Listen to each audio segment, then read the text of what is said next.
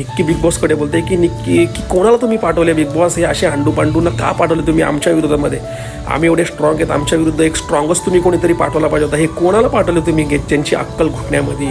हे माझ्या लवकरच निघून जातील, हे कोणाला पाठवलं. तर अरबाजसुद्धा निक्कीची बाजून घेऊन बोलते की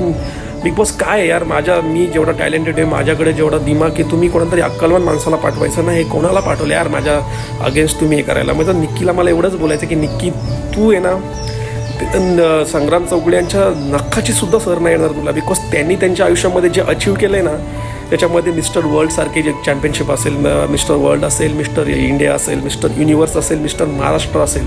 यासारख्या मोठ्या मोठ्या कॉम्पिटिशनमध्ये त्यांनी अव्वल स्थान प्राप्त केले आणि आज फिटनेस इंडस्ट्रीमध्ये ते 1 नंबरवर आहेत.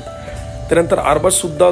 त्यांच्याबद्दल बोलताना खूप चुकीच्या पद्धतीत बोलत होतं, जे जेन्युअनली प्रेक्षकांना आवडलेलं नाही आहे, की अरबाज तुझ्यासारखे जे